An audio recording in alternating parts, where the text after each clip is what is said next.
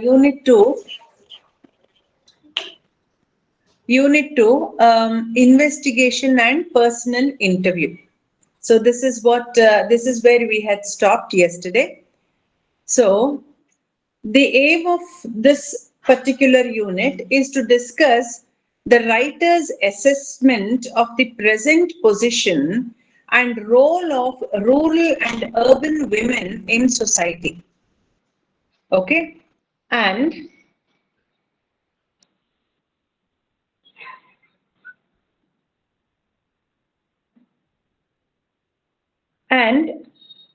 how do we interview? An interview method will also be suggested here, and this will be taken up in a later unit. Okay, it is introduced here, but it will be taken up at a greater detail later. Then, writing about women on the assumption that women share a common experience and common problems.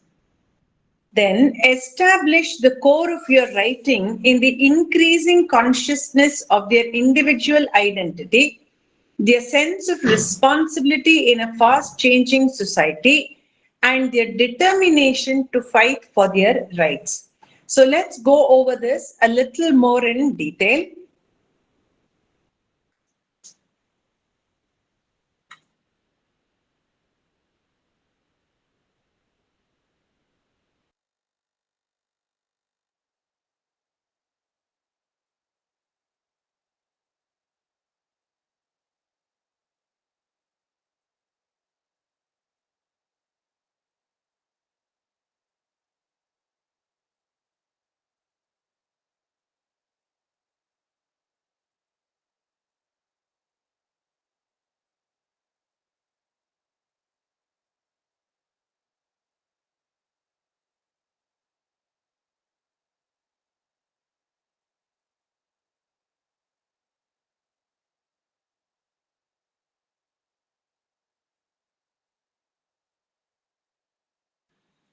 I'm sorry, Vikash. I'm not very tech savvy with all these things. So I need help in between. So that's another problem. Okay, just a moment. Huh?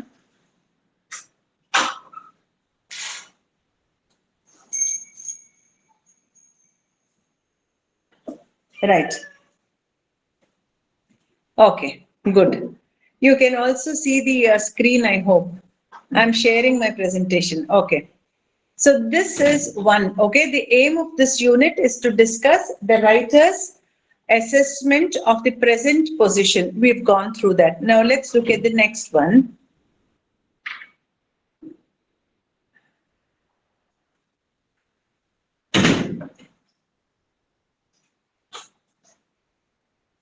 Okay. Now, we need to assess the present position and role of women in society. Whenever we have to do any kind of a writing on women, feature writing, first is we need to have a correct estimation and assessment of the position of women in society. Now, when we take position of women in society, we have to take into account the rural woman as well as the urban woman. So we need to have both these because they together make up the, how would I put it, an entire image of a woman in society. So we need to have that kind of an assessment first and foremost. And then we need to justify why we are going to write about women and how women, being women, share certain common experiences and common problems. Now, every individual has her own, every woman has her own, how would I put it? According to the context, according to the situation, her personal take on experiences and problems. That is there, no doubt about it. But we also need to see here, it's very important for our purposes here, we need to assume that they share certain common experiences and common problems, right? Now, for example, childbirth, let us say.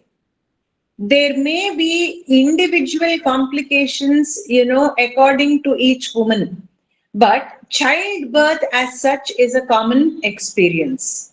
Do you understand that?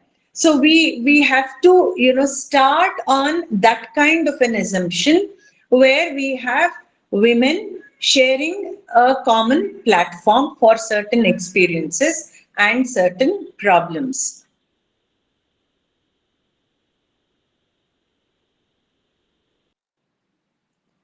Then we need to establish the core of our writing in the increasing consciousness of their individual identity.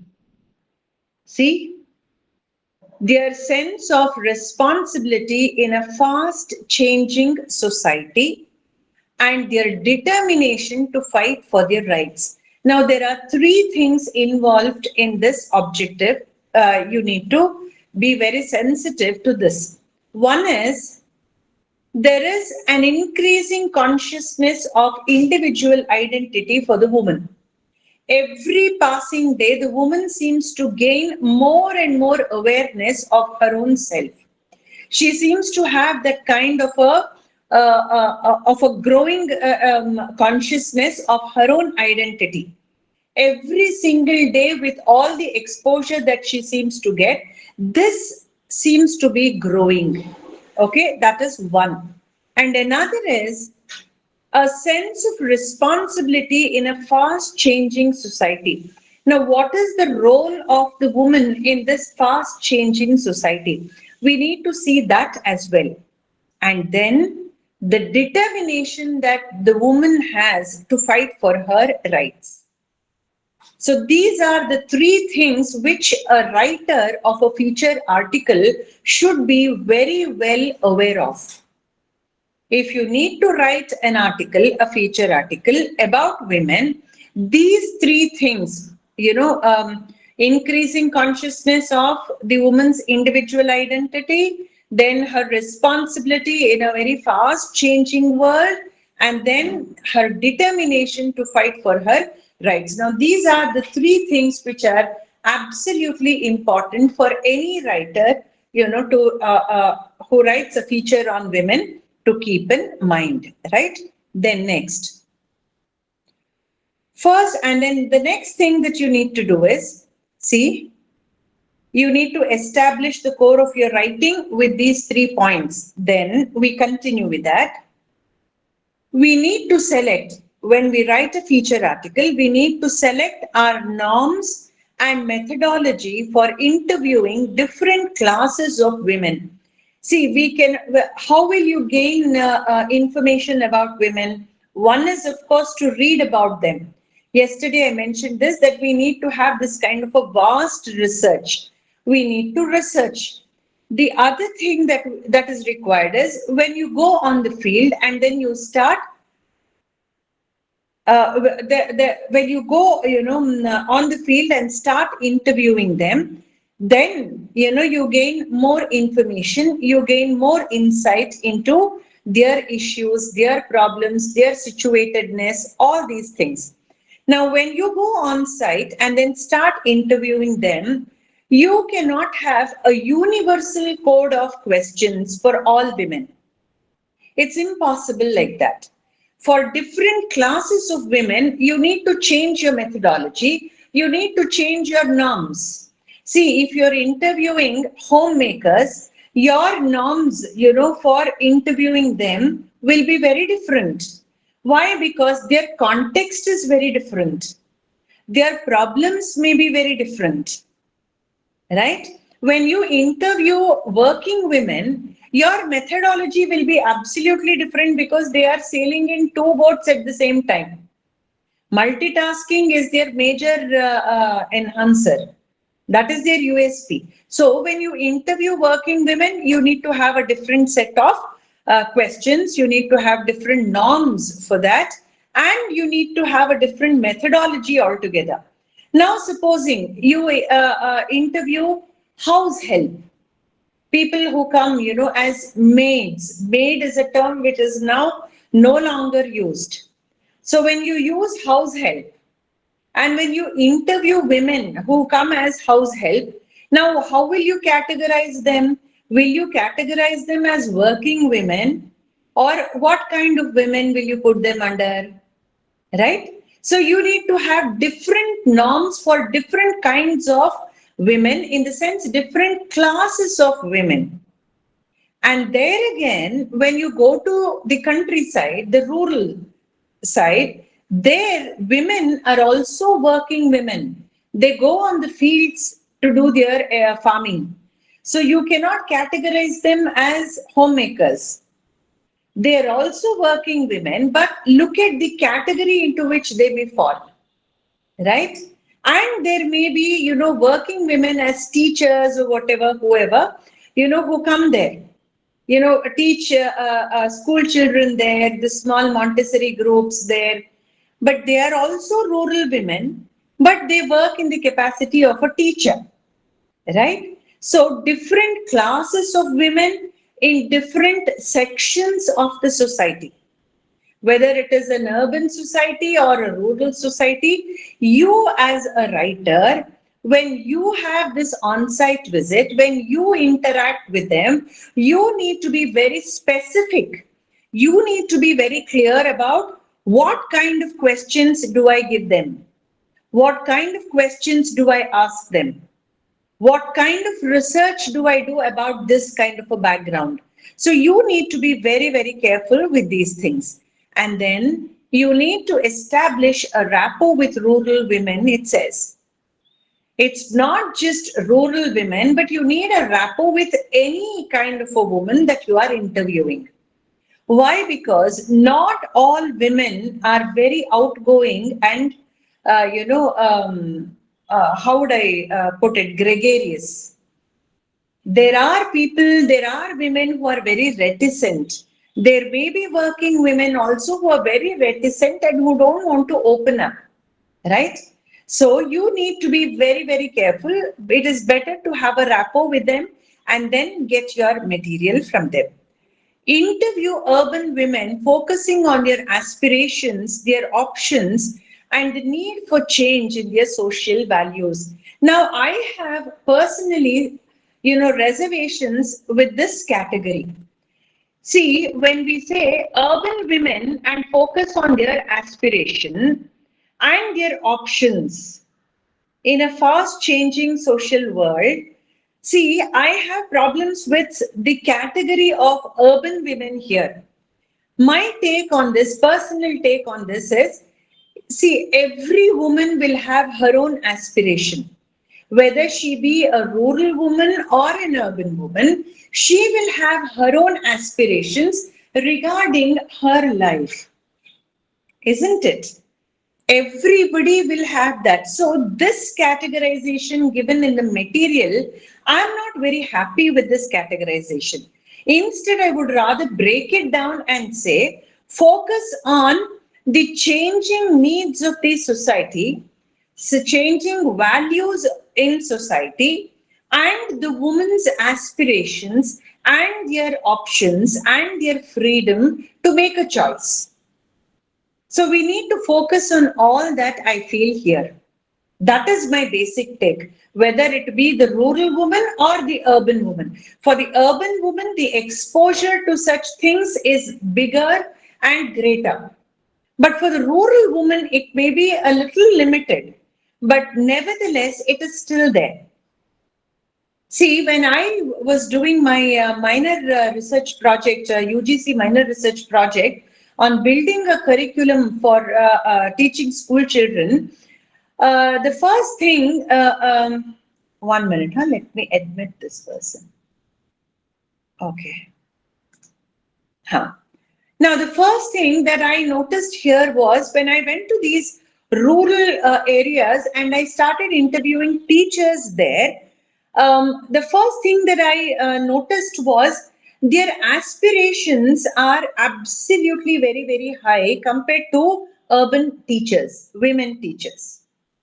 See, the aspirations for a rural woman teacher is so different, so difficult, so, huge. You cannot kind of, bracket her into something like that.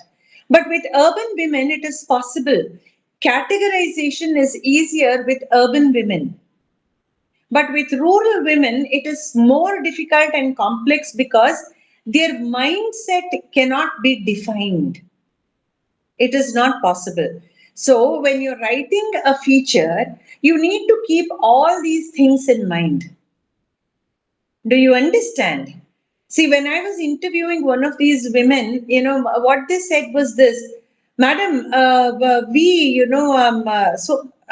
parents were also interviewed. That was part of my research. When I was interviewing mothers, rural mothers, many of them, it is because urban societies are more structured. Yes, you're right. You're very right. We have we have a more structured societal system in the cities, correct?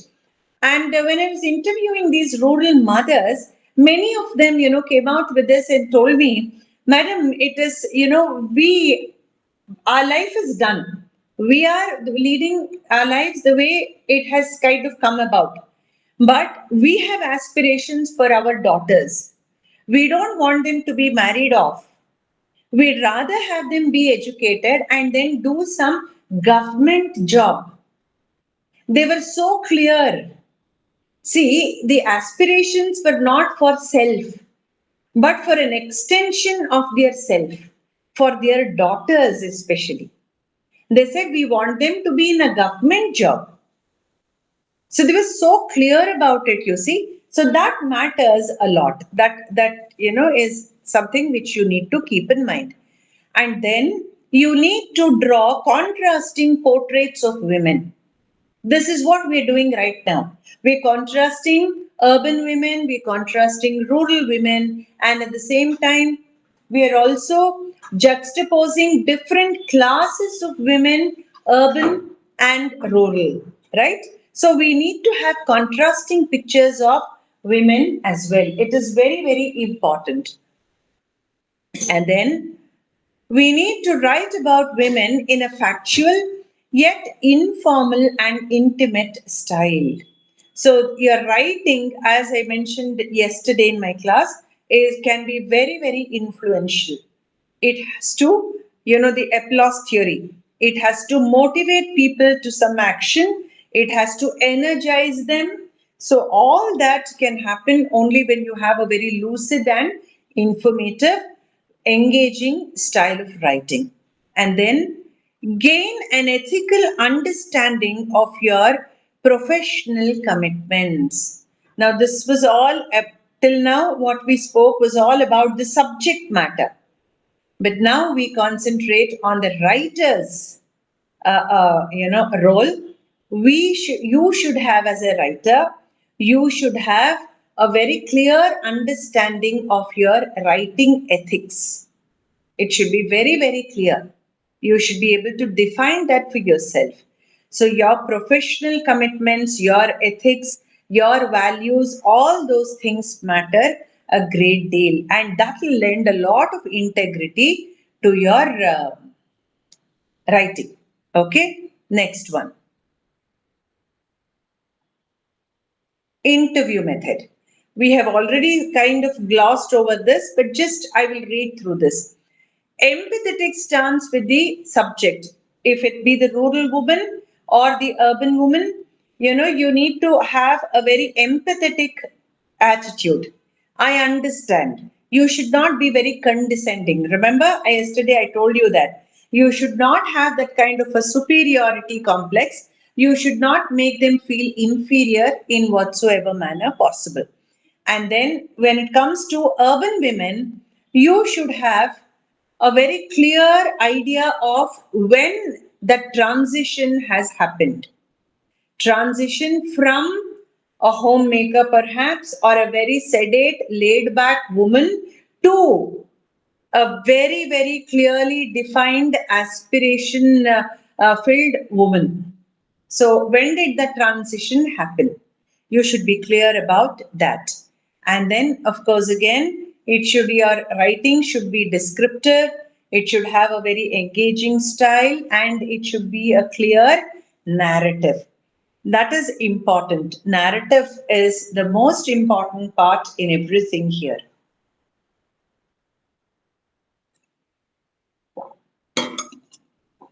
Then the interview should not only be entertaining, but it should also be informative and accurate. It should be thought provoking. We will look at all this in that other module called interview. We'll look at it in a greater detail there, right? Now we come to unit 3, familiarity with allied subject matter, right? Identify and make use of all the resource facilities to investigate your topic. Explain why it is necessary to develop an all-round objective viewpoint in your writing. Validate an interdisciplinary investigation of your topic. Assess the usefulness or otherwise of a specialized study quoted in a feature article. Reduce the margin of bias. And how can you do that? By placing specialized studies within the broader context of allied areas of knowledge. Explain to what extent specialized studies of women's problems are useful.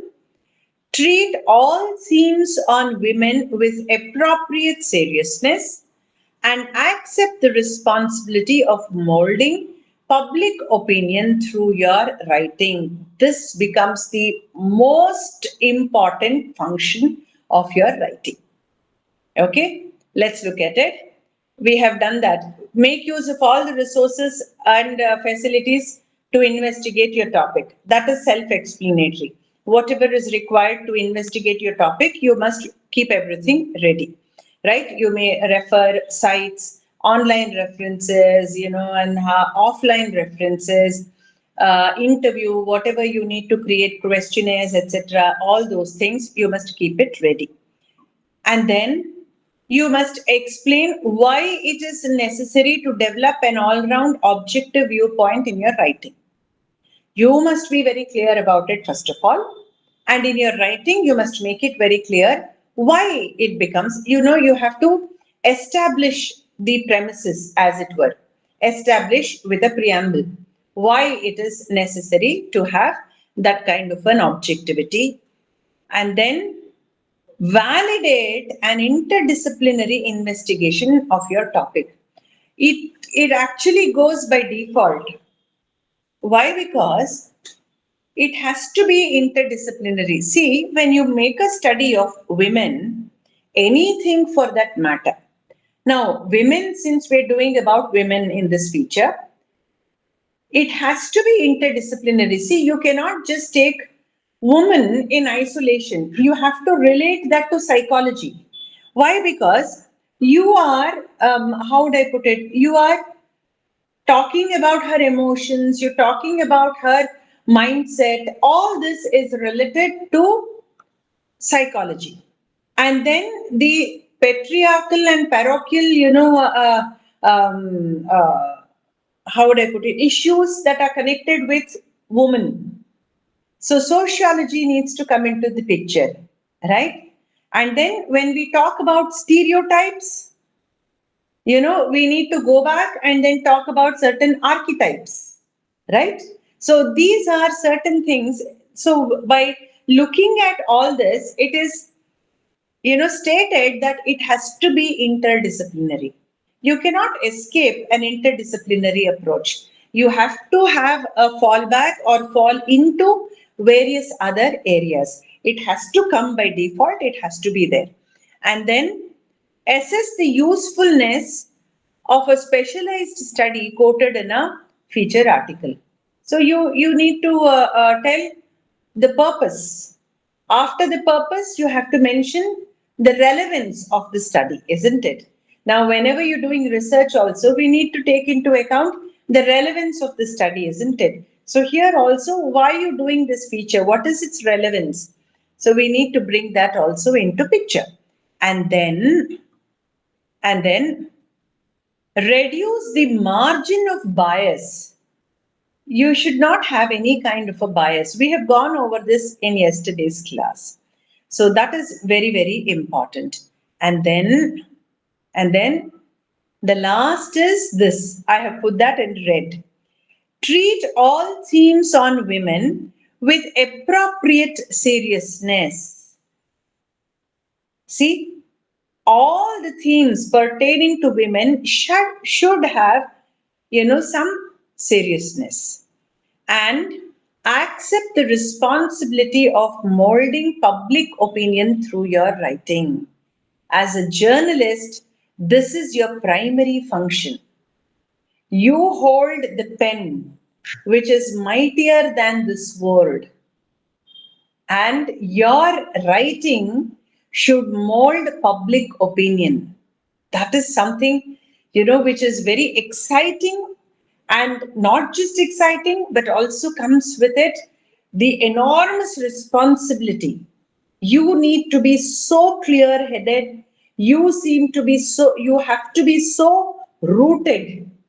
Why? Because your writing should mold public opinion. That is very, very important.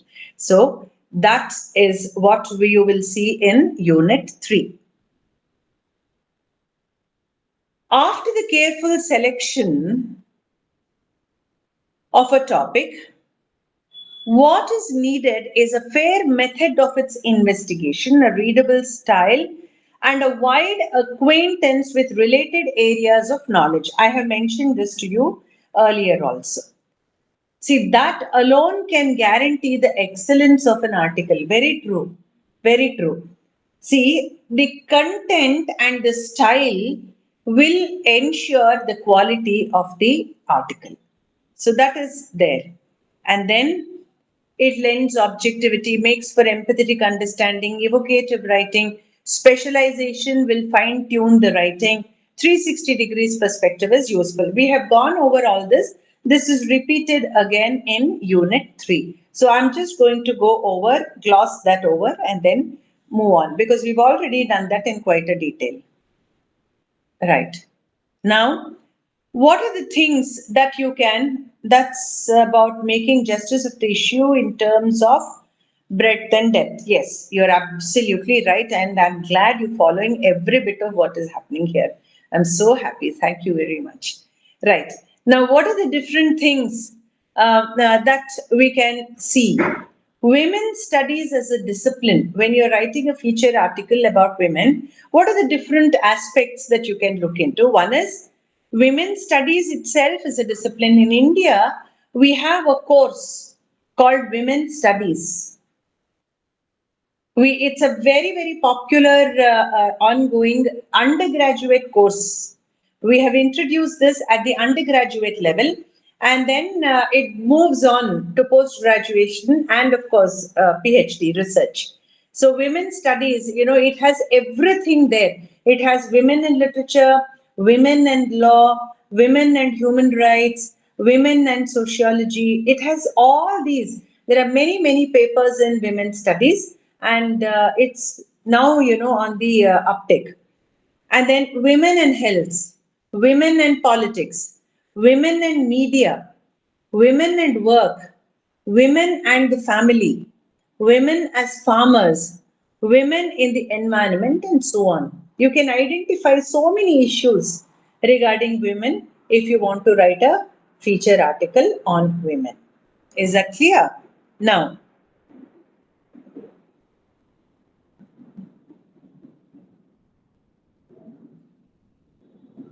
yes, appreciating the role of women in societies. Yes, women in society, correct. Yes, yes.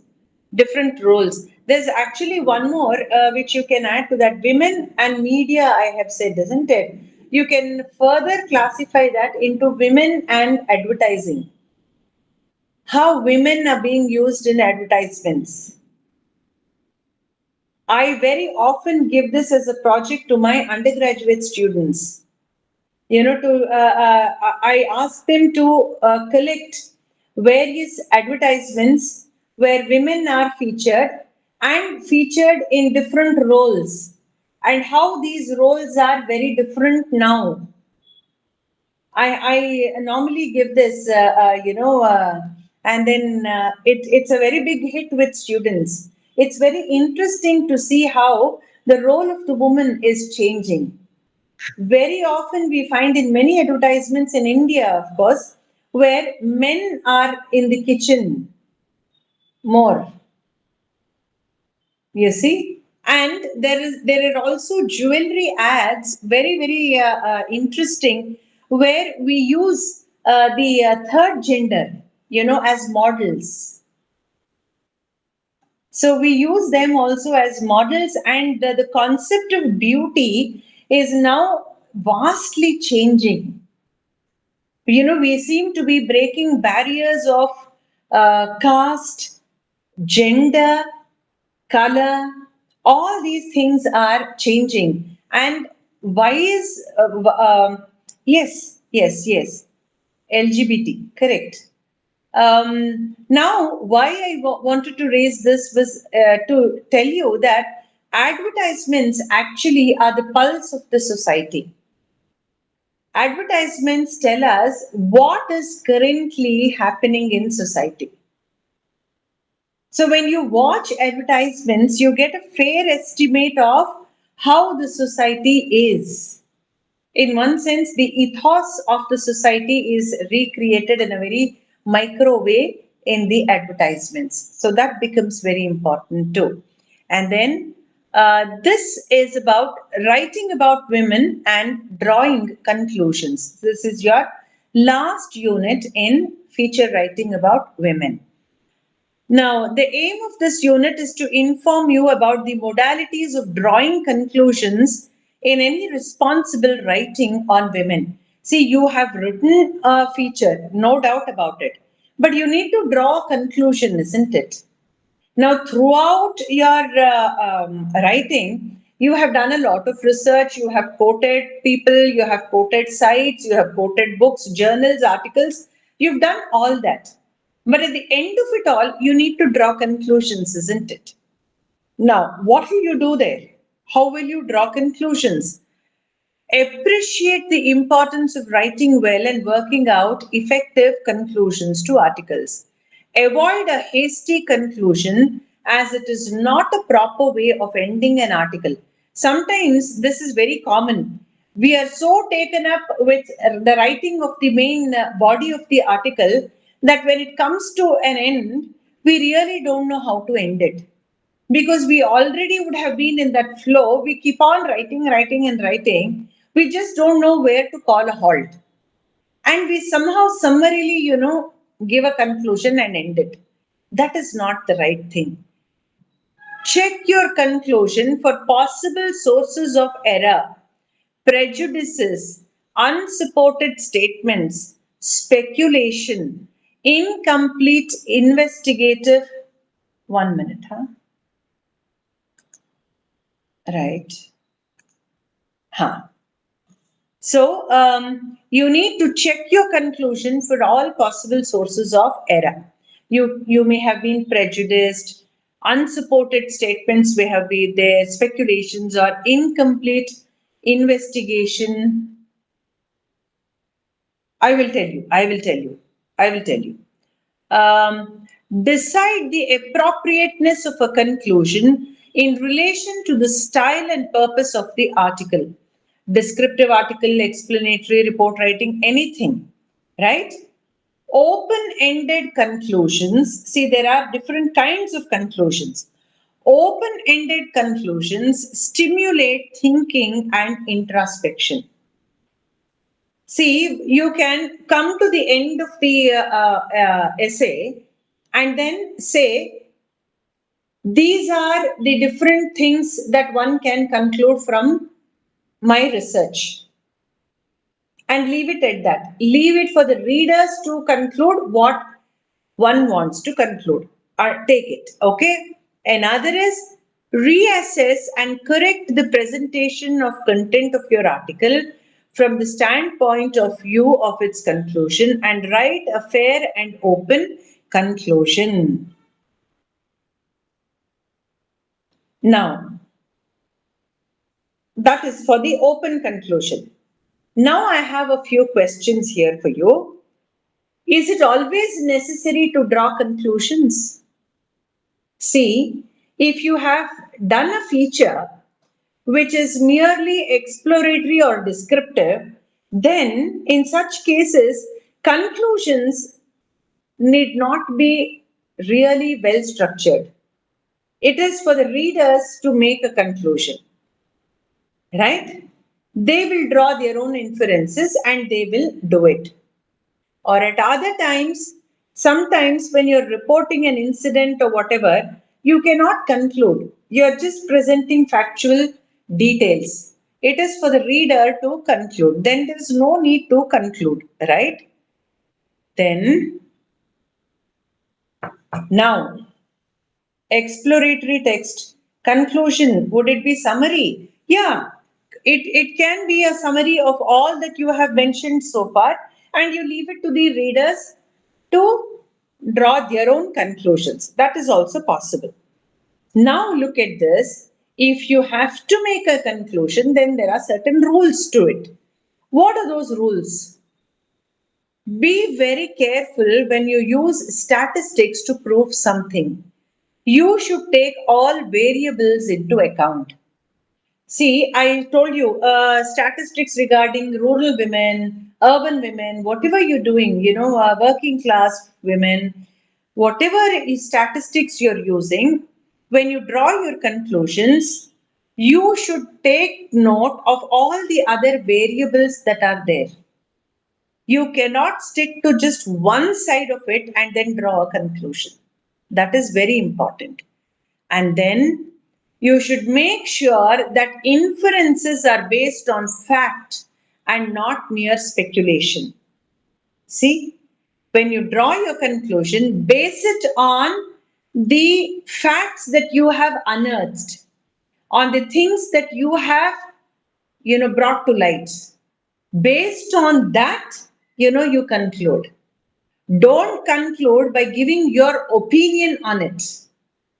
Your opinion should be based on the facts that you have put forward. Do not let prejudices and preconceptions distort conclusions. Don't be hasty. So, thereby, all economically underprivileged women are like this, like this, like this. On what basis are you drawing this conclusion? Does your study support it? You should take note of that. Do you understand? So you cannot make generalized statements and say, by and large, rural women are all poor. Wrong. You cannot do that, okay? And avoid hasty conclusions. Dowry deaths, I just brought that as an example. Then, open ended conclusions generally make the reader think and decide. So generally, by and large, when your writing is based on statistics, your conclusions are all based on the statistics that you have proved. So there is not much way of a conclusion there. Over and above this, the reader can, decide what he or she wants to decide. Is that clear? With this, we come to the end of block 1, feature writing about women. Is that clear? Yes.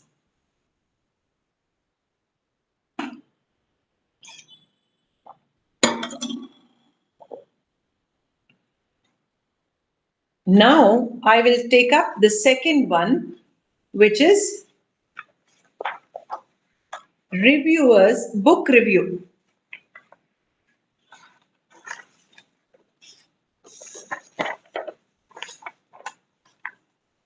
Unfortunately, I'm so sorry to say this.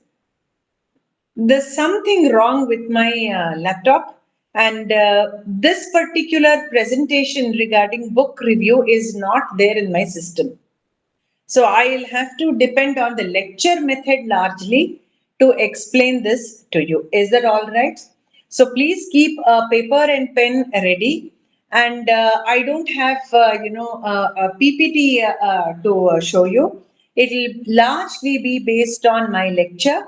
I will repeat whatever needs to be noted down. So you can note it down. Is that all right? Yes. Now, in book review, the first thing that we have under unit 1 is reviewer's integrity, right? Now, what does that mean? Before going into that, what is a book review? That we need to establish. Book review is nothing but an evaluative comment on a book done by a person. Anybody can review a book. That is what a review means. Review. Look at the words themselves. Review. Right? When you review it, what are you doing? You are evaluating it. And you are giving your, how would I put it, score or your opinion about that book. Now, I will read what you have written and then I will decide whether I will go through the book or not. Now, reviews are something which are very, very common in today's world. Whether we are buying something or we are reading something or we need to visit some place, for everything we depend on reviews, right? If a particular doctor has good reviews, more reviews, good reviews, then we feel confident about visiting that doctor. Isn't that a fact? About a site, let us say, if we have more reviews about that particular site, then we will certainly visit that site. It's a very common thing in today's world. It's very, very common. Reviews are a very common thing, and reviews mold public opinion largely. Largely. Public opinion is molded in a very, very big way by these reviews. So, the reviewer's accountability and responsibility is very high, very, very high. It has to be done in a very responsible manner. Why? Because you are influencing readers where book reviews are concerned. You are influencing readers to go to that book or not. Now, any book that we want to buy, what is our general procedure? Don't we look at the reviews first? Don't we read about that book and then take a decision whether to read it or not? Yes, exactly. Yes. And when we look at reviews, they are the ones which influence us to the maximum. You know, the reviews, if the reviews don't come up very well, then we are not very happy. Then we're not very happy, isn't it? If the reviews are good, then we also feel happy. Lowest. Right? Then, 1 minute. Huh?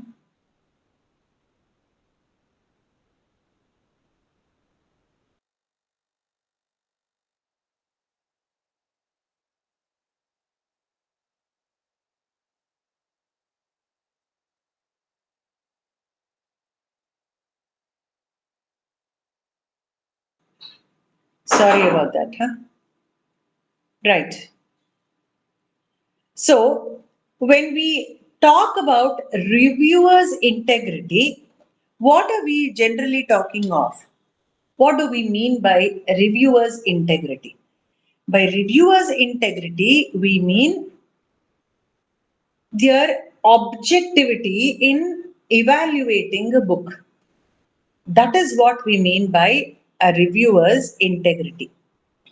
And what are the unit gives you certain guidelines about how to do a review, how to write a review. Now, the first thing that they talk about is you should not be unduly critical merely for the sake of airing your own erudition. This is something which many reviewers fall prey to. See, as a reviewer, let us say, I am very well read, okay? I'm I have so many degrees to my name. I have done a bit of research and I have also depends on the reviewer's experience and expertise in the subject matter. Yes, I'll come to that. I'm going to come to that. There are 4 units in this, so we'll have to come to all that. That is there. Then, supposing, I'm very well read and I have lots and lots, if I have to review a book, I should not, use that opportunity or use that platform to show off my expertise, to show off my scholarship, to show my scholarship and to show my vast knowledge. I should not be very critical of what is written. See, this book is like this, it should not have been like that, it should be like this, it shouldn't have said this. No need to be so critical. Unnecessary, it's not needed. It's not necessary to be so critical. And normally that happens only if I use reviewing as a platform to show off my scholarship. So never ever do that. First point. Next is, we should be, as far as possible when we review a book, be unprejudiced and unbiased. This is a very difficult thing. Very difficult. It is so easy to fall a prey to prejudice. It is so easy to become biased. See, I am also a human being, and so is the writer a human being. And to escape that kind of a bias is not easy, isn't it?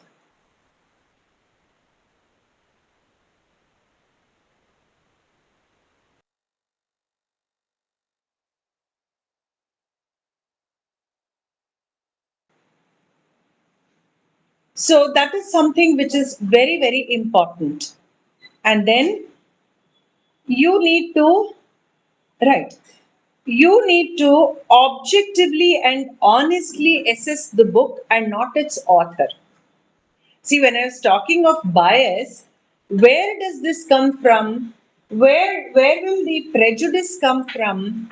It all comes from this simple fact that I'm focusing my attention on the writer and not the book. Isn't it? When my attention is on the writer, then it is easy for me to be prejudiced. It is easy for me to be biased. But I should not fall a prey to this. My focus should be on the book and not the writer. Oh, keep it open so that the others can also come. Right. Um, you should reveal a discriminating mind, balanced and just in its assessment. So, a very balanced mindset is important, right? And then, what is the normal length of a book review? The normal length of a book review is anywhere between 600 to 700 words. Sometimes certain publishers set their own word limit, and then they may say, you should have a book review longer than these. So it is dependent on particular publishers for this, right? And then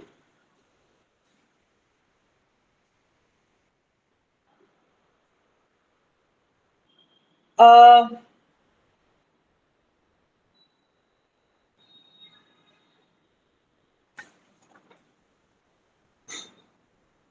there are 3 kinds of dangers in book reviewing. I have mentioned that in passing just now, but you can also kind of note it down now.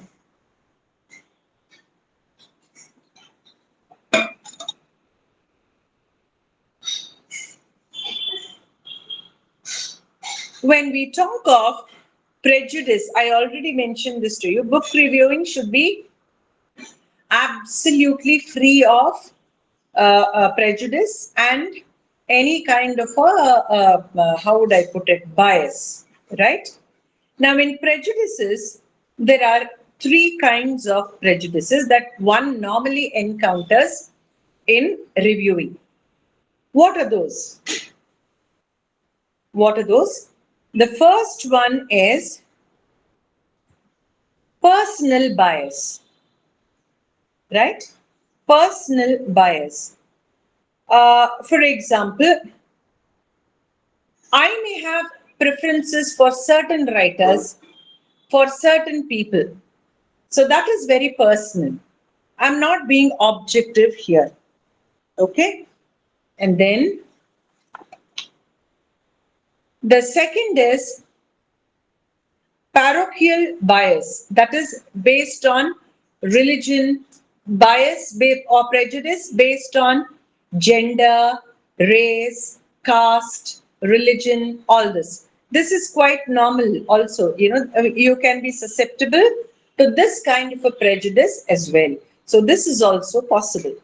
And then, of course, the sexiest bias. Yes, that's right. It's definitely a very narrow viewpoint, but these are the dangers that a book reviewer should, be warned of. You must keep away from these prejudices. Sexist bias, where gender bias, that's what I meant. You favor kitchen. You favor women, or you're anti-men, or something like that. You are against the third gender. These are all sexiest biases. So you must not have these as well. Okay? And the tone of your writing should be very, very objective. I mentioned the length, isn't it? Anywhere between 600 to 700 words normally. But apart from that, the tone of your writing should also be very, very objective. So that's also important. So with this, we come to the end of the first unit in book reviewing. Okay. Now the second unit in book reviewing. Acquaintance with other works on the subject. It's very, very necessary for you to have an acquaintance with other works on the subject. Now let us say you are reviewing a book on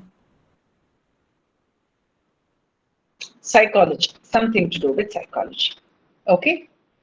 Now you should be well read, or you should at least be aware of what other books are there in this particular field. Right? So that is very important. This is a very major issue. Right? And then this entire unit talks about that. Now, in this unit, another point is also introduced, and that is who is a reviewer and who is an editor, review editor and a reviewer. So two concepts, are introduced in this unit. Now, a review editor examines the value of the book under consideration and decides whether it needs to be reviewed or not. Now, by and large, what happens is the review editor by default in many, many publishing houses becomes the publisher himself. Books come there for publishing, and then the review editor, he goes through the book. He is actually the primary reviewer there. He looks at the book and then takes a decision whether the book should be sent for reviewing by a panel of experts. That is his job. He needs to see that. And then after he hands over a certain book to a reviewer to review, when he gets it back after reviewing, he goes through the review. He goes through the review written by the reviewer and he edits wherever it is necessary. So his take is the ultimate. Do you understand what I'm talking about? Are you with me? Yes. Then Then what about the reviewer? What is his job? The reviewer judges if anything new has been said in the book. When you take a book for reviewing, see, this is a very, very upcoming and absolutely lucrative career option, book reviewing. People will hire, you if you are qualified to do book reviewing. They will send you books. They will ask you if you can review it for them. And it's a very well-paying job. And this is absolutely work from home. This is a major work from home option, right? So it is better that you kind of look at it in a very, very serious manner so that it can offer you, multiple career options. So along with what you're pursuing right now, you can also take on reviewing. That is also possible, you see. Just how content writing is now on a major lift, you find book reviewing also, in a very, very big way, taking up a lot of, how would I put it, business, right? So a reviewer should judge if anything new has been said in that book, and he should also know what has already been said in that particular field, what other writers have already said. How will he know if anything new has been said here? Only if he is well aware of what others have said about that particular topic. So normally what happens is with book reviewing, with publishers, you see, we create our area of specialization. We create our area of specialization and the editors send us books according to our specialization. Why? Because for this one reason alone, that we need to be conversant with what is currently happening in that particular subject. We need to be well aware of the current trends in that subject, the current writings in that subject, what has already been documented. We should be well aware of all that. Only then will we be in a position to see if this particular book that has been sent for reviewing has something novel in it, new in it. Otherwise, you won't be able to make out whether it has anything by way of new, isn't it? You won't have that perspective at all. You won't have that, knowledge. It's not possible. And it is necessary to a certain extent to have developed an interdisciplinary approach. See, so many times books, will quote people from there, here, everywhere. So, to enable and pin the authenticity of these quotes, of these references, you should be aware of it. Without that, you're nowhere. You're just taking those names. Many people have this habit of name dropping. They keep dropping big names in between. Why? To impress people. Oh, and when we drop these big names, normally what is the attitude of people who listen to us or people who read us? My God, he or she is so well read. Look at the way, she's quoting people, right? So in order to know whether, the references quoted are authentic or not, you at least need to be in a position to know where you are. That is very, very important. And then you must be able to tell the reader in your review if this book is necessary. Has it given? Right, we will take it up at the end of the session, right? Then,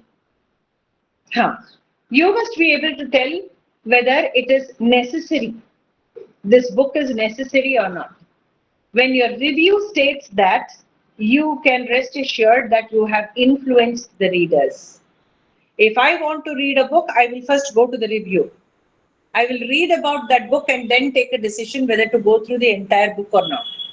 That is why on the net we see excerpts of the book coming in. We can read excerpts of the book and then, kind of draw our own conclusions. Along with reviews, they also give us excerpts. We can also read that on the net. And finally, the review must be able to tell us whether the book compares with other books as regards price, get-up, and availability. So you must provide information of all this, right? Now, readers depend on the judgment of the reviewers who have to address themselves to the task with a sense of responsibility, and then to discharge the responsibility, the reviewer should not only be knowledgeable but widely acquainted with other books on the subject, as I mentioned earlier. So you occupy that very, very responsible position of influencing the readers. So you cannot take them just like that for a ride. You cannot read, the blurb of the book and then attempt a review of the book. It's not done. You need to have some authenticity there.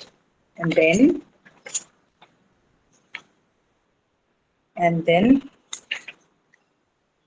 right. So with this, we end Unit 2 of book review. We come to Unit 3. Assessment of a book under review in terms of subject, style, and relevance. This unit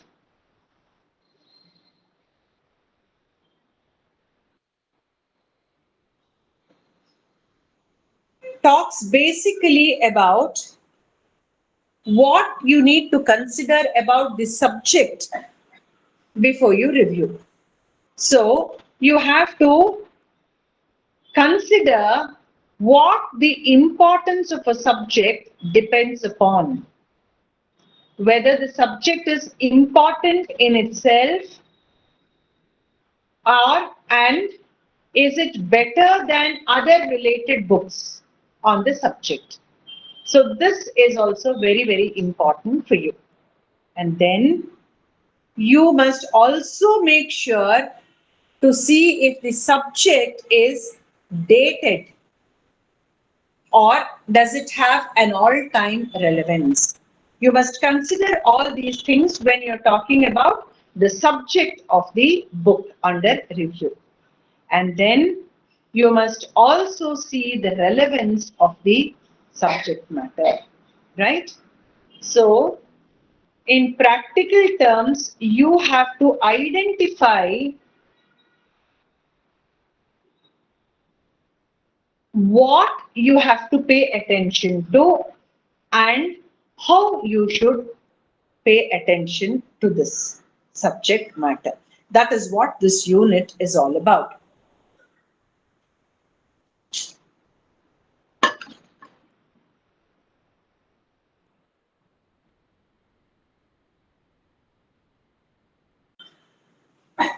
Done? Okay.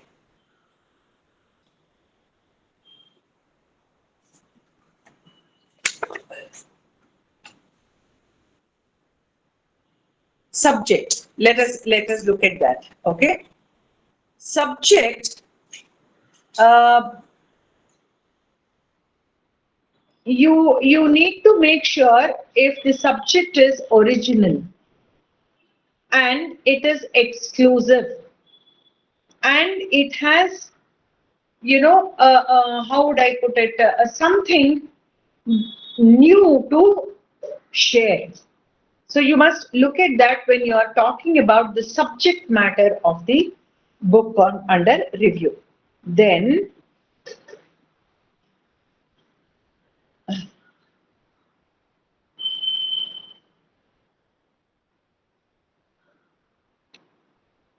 And then style. You must have, you must make sure that the writer has a good style. A good style, you must comment on not just the subject matter, but you must also comment on the style. That is also important. And then relevance. Does the book carry any relevance? Is it applicable to the generation? What kind? All that is important. Okay. Now, under relevance, which age group does it relate to? And what is the purchasing power of the reader? And how does the newness of the subject matter influence the reader? Get Shri Krishna. Urgent.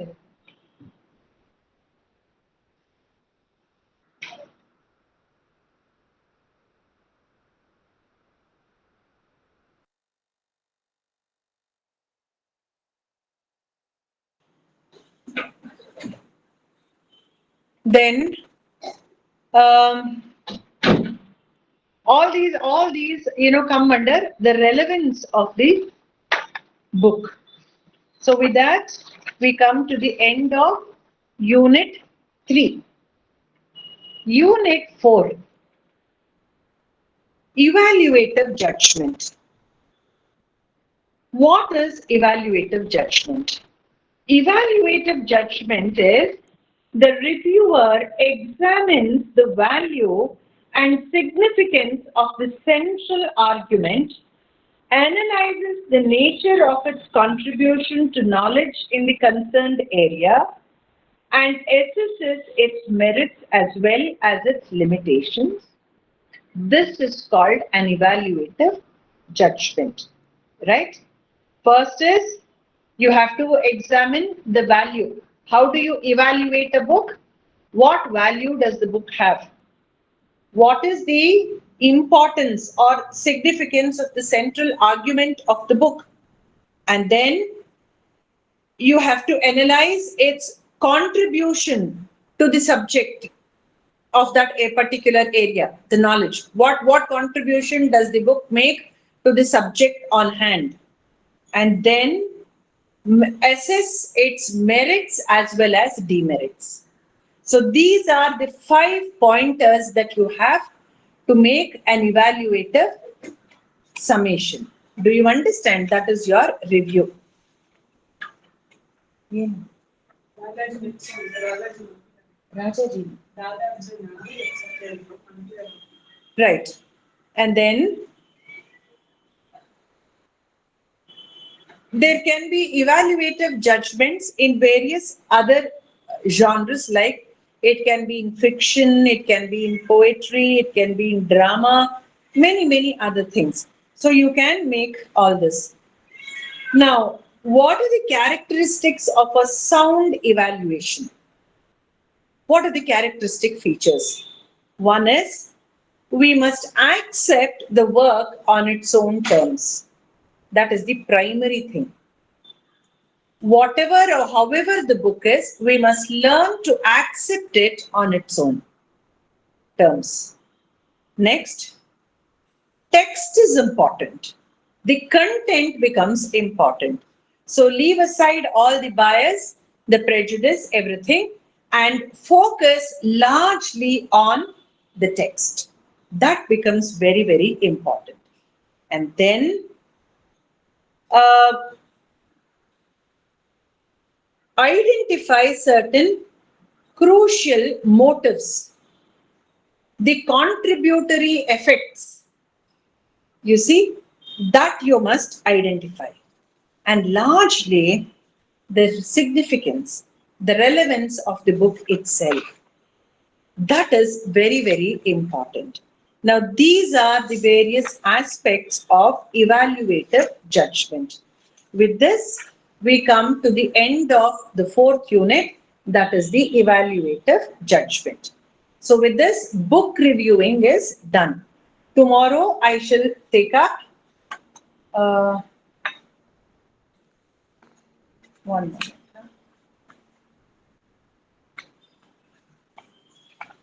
Block 3.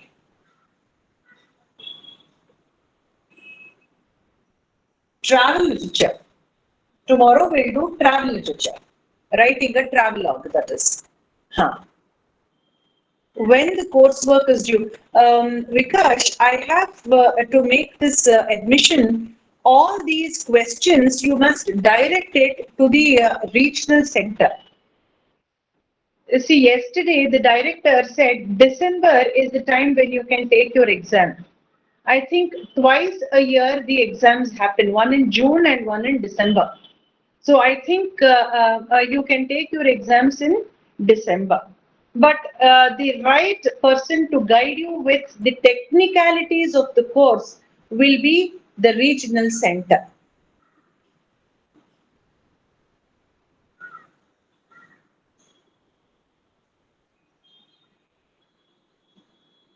Tell me, what are the questions?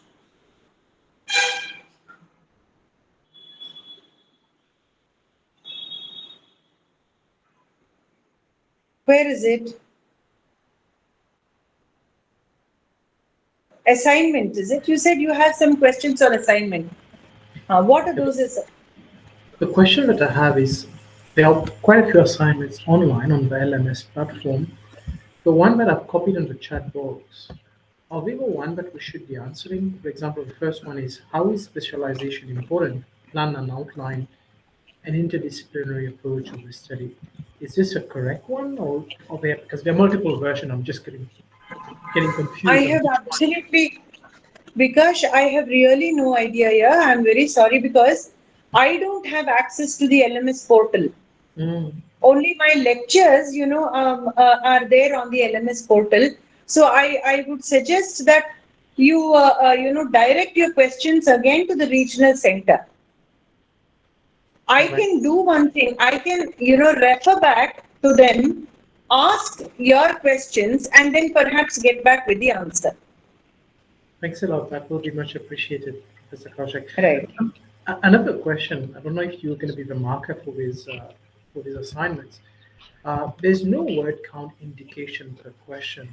What would be an appropriate basis, or at least a good reference in terms of word count for each of the questions? For your assignment? Exactly. Isn't it specified there? Nothing. They have not specified it. See, I think anywhere between 2,000 to 5,000 words will, I think, by default happen. You cannot write. Is it per question or is it for the whole assignment? For a whole assignment, no, for a whole assignment is just that one question. How many questions do you have per assignment? The one that I'm looking at has 5 questions. Then I think they will have made a specification. Answer in about so many words. Answer in about a page. No? Not clear. I will ask and then let you know. Yeah, I appreciate that. Yeah. And let's say in the meantime, whilst we're working on the assignment, can we send it to you for feedback or review until we do the final submission? I have no idea. I have no idea. If it comes to me, I will definitely review it and then give it back to you. But I have no idea of how the process is. I have only been assigned to do the counseling sessions. Okay. So I'm totally unaware of the technical process of the whole thing. Understand. Yeah, but I appreciate if you could kindly review. Madam. Yeah, madam.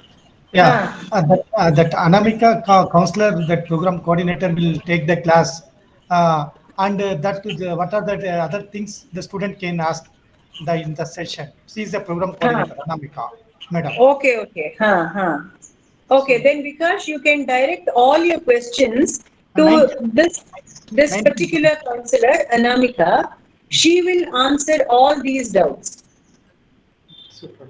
Good. Our classes on 19th and 20th are there. 19th of September, 20th and all.